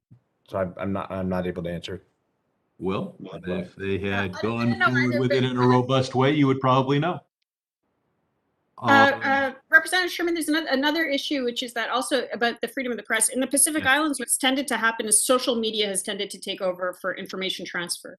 So it's very heavily used. Many people they won't get a newspaper, they might get the radio, but they'll definitely use Facebook, which has been heavily used by China for influence operations. So the entire media environment. The other side of freedom of the press. When information is free, some of it is false. What about democracy, following the rule of law, holding elections? What do you see? So as the greatest I would challenge? be very concerned at the moment about the Solomon Islands. There's a case because of the switch to China. There's the premier of Malaita province, Daniel Suidani, who is recently quite ill. And the central government essentially tried to block his access to medical care outside of the country. And eventually Taiwan stepped in and provided medical care for him. And then there were rumors they're going to try him for treason for going to Taiwan for medical care. Now they're trying to get rid of him. So I would personally be very concerned about the Solomon Islands at the moment. The people of Malaita back him quite strongly. It's a country that has had civil unrest in the past. In the past, the Australians went in with the peacekeeping force. This time, given the current trajectory of the current government, I wouldn't be surprised if something happened, if they asked Chinese peacekeepers to come in instead. So the Solomon Islands is something I'd keep on your radar. And so you could even have a conflict between Australia and China if, God forbid, something like that were to happen. I believe my time has expired. I yield back. Thank you, Mr. Sherman. Let me now recognize my good friend who's really been a champion on issues of the Pacific Islands, the Congressman from Hawaii, Mr. Ed Case. Thank you very much, Mr. Chair, Ranking Member. I really appreciate your allowing me to be a part of this critical hearing. I think, as we've all recognized, just recognizing the Pacific Islands and showing up even in a virtual hearing like this is critical to our presence in the Pacific Islands. And I really am grateful for your partnership and in founding and maintaining the Congressional Pacific Islands Caucus, which you both of you are co-chairs of, and as well as in introducing and forwarding the major bills that we're pursuing from honoring Oceania to the Blue Pacific Act, which are both moving at this point, and I think are responsive to many of the concerns that our witnesses have raised here. So all of that is a good solid start, but a lot of work still to be done, obviously. I want to go back to the Pacific Islands Forum because I guess my big question is, are we just going to let it go? We collectively, by the way, I mean, not our country, but all of us that care about the Pacific Islands and care about the future of the Pacific Islands. Of course, I think and believe we would all agree that the regional cooperation, coordination, and as we say in Hawaii, ohana, family, the regional family of the Pacific Islands is forwarded by an organization. The Pacific Islands Forum has served that purpose, and so I hope we would all agree that the risk to the forum posed right now is not a good thing and would be taken advantage of by adversaries. And yet I think I hear a little bit of a disagreement among our panelists as to whether we should just let it go or continue to work to try to hold it together. So, Ambassador, are you still able to comment on that? Is it too late for the forum, or do we need to consider alternative approaches with the forum? And I agree with your comments, by the way. I don't personally want to see it replaced by 3 sub-regional forums, kind of sub-forums, although I guess they might have some advantages, but not in replacement for an overall forum style approach. Ambassador Sefkin, are you available? Otherwise, I will go to Ms. Paskal. What's your view of it? Oh, thank I you. think you seem to have a little bit more pessimistic view, and I want to flesh that out a little bit. Yes, and I should be clear. I'm not saying abandon the forum. I'm saying that it's looking like the forum is becoming what it was essentially originally, which was the South Pacific Forum. So it would be the countries of Melanesia and Polynesia, and then Micronesia separate. So it's not saying get rid of the forum. It's saying, but there are pan-regional organizations like the SBC or SPREET, for example, that do knit the countries together. What we're talking about mostly is kind of a political cohesion in terms of things like, for example, China. And I think that the operational realities of Micronesia are very, very different than those in the South Pacific. So there is an argument to be made that you can strengthen the family by giving different members of the family more control over their own say. The voice, as we saw with the vote in the Marshall Islands, you speak to anybody who's sitting in one of those embassies in Washington, they feel like they never got their voice heard. And if they don't get their voice heard, we don't know what their problems are. And if we don't know what their problems are, we can't help them resolve it. Australia and New Zealand were acting as an intermediary for that messaging.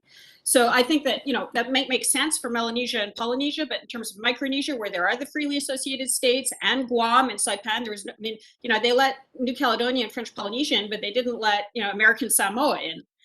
So I think that there is an argument to be made that actually the region becomes stronger if you've got that political grouping division, but then with things like training and collaboration and stuff that goes through the SPC or goes through SREEP. Okay, Mr. Lowy, do you have a view on this? Well, I don't think we should let it sit, but it would take Nor do I. Some nuance in terms of how we engage. And part of it is we're not a member in the way that we can influence from within in a direct fashion, so it's indirect.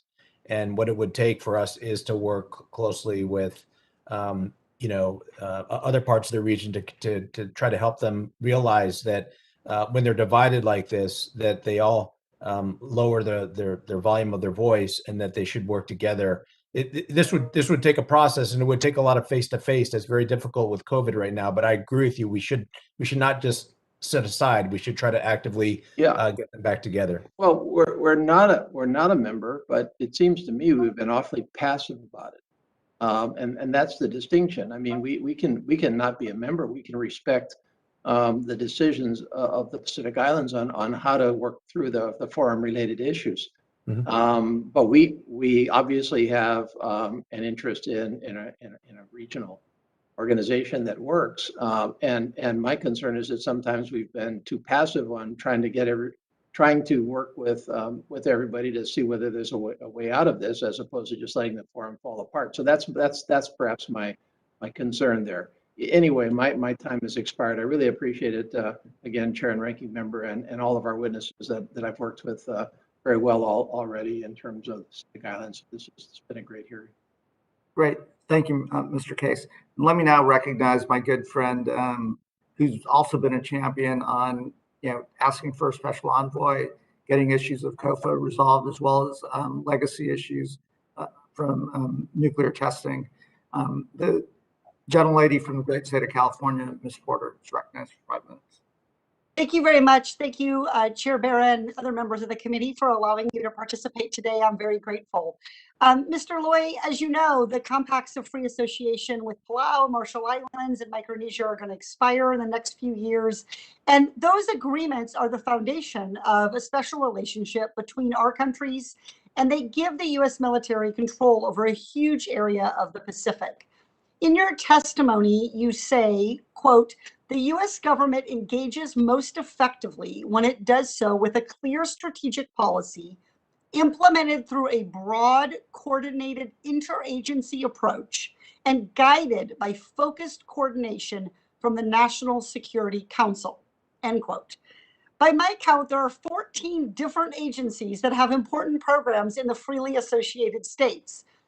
Is there an administration appointee on the National Security Council whose job it is to coordinate these agencies for talks to extend the compacts of free association? There is. I mean, it falls under the East Asia Directorate.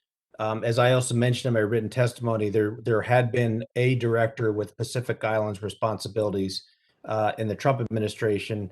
Those responsibilities have been folded in under a director who has other geographic responsibilities.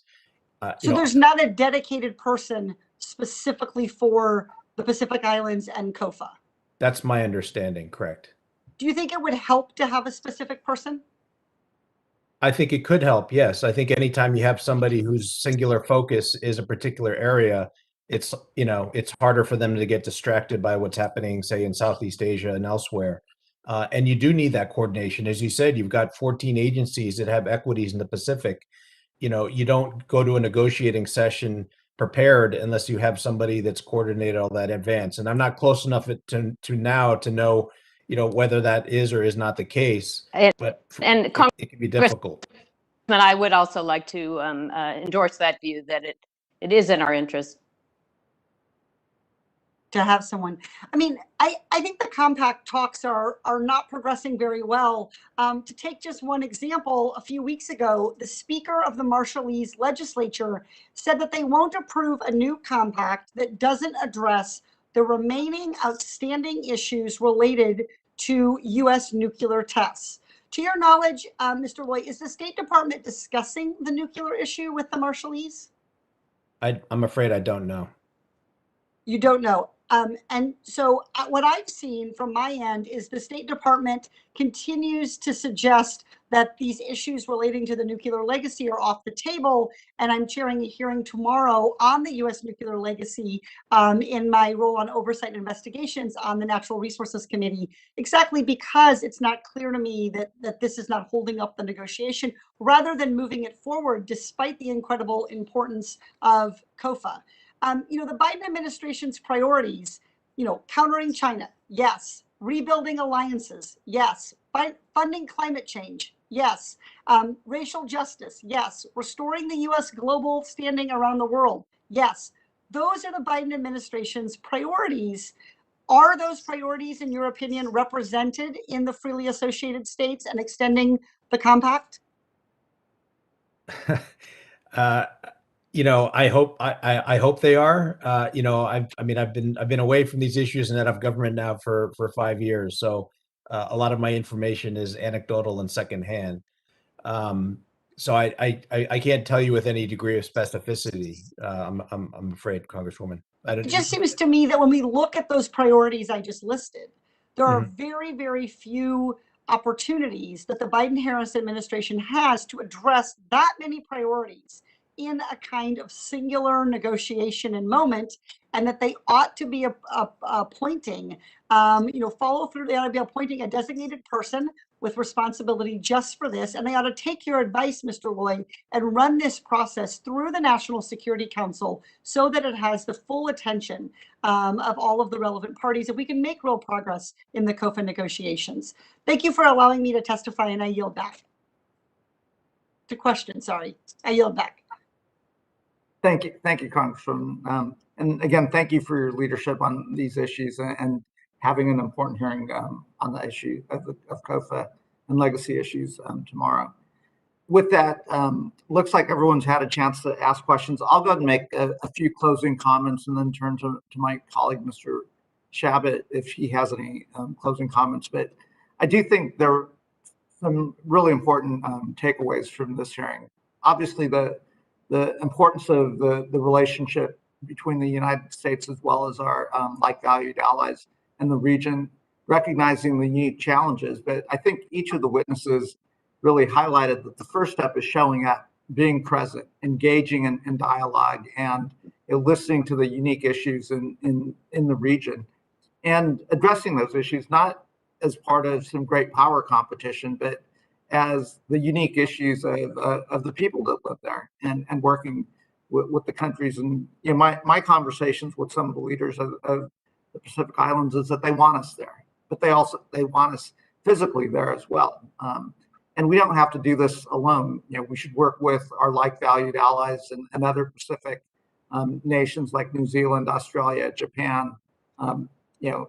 Elevate the Quad, as one of the witnesses said, engaging India to help address some of these needs. I think there's huge opportunities for us, and I look forward to working with my colleagues in Congress in a bipartisan way, as well as the administration.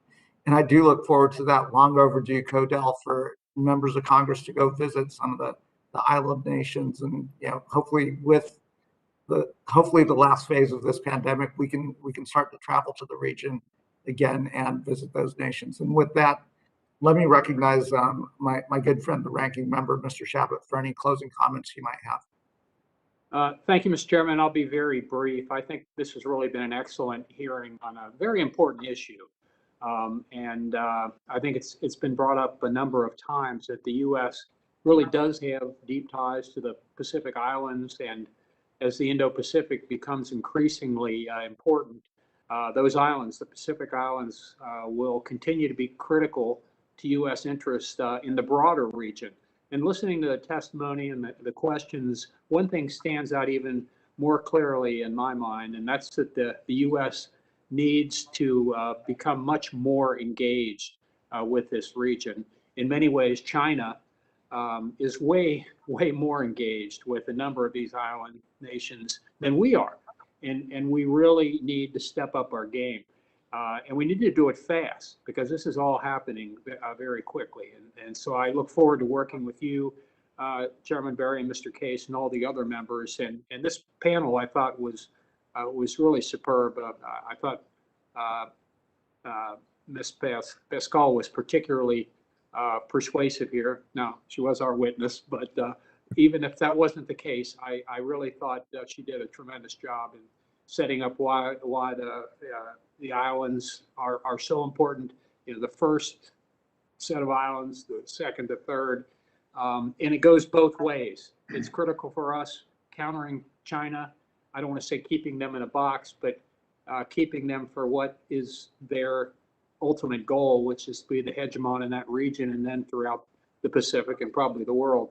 But it's also for countering them, it's important because they want to come out, and Taiwan, as we all know, is right up there, number one in their eyes. So in many ways, this was great here. It's kind of scary, especially when you consider Taiwan, but it's very important that we pay a lot more attention to Pacific Islands than we traditionally have. And I want to thank you for raising the awareness of that, Mr. Chairman, and I yield back. Great. Thank you, Mr. Chabot. And as all the witnesses and folks that are watching this hearing can tell, this is not a partisan issue. I think Democrats and Republicans, all of us as members of Congress, view the issue in the same way and view the importance of the region. So with that, I want to thank our witnesses and the members who participated in this very important virtual hearing. And with that, the hearing is adjourned and the virtual gavel is banged. Thank you. Thank you.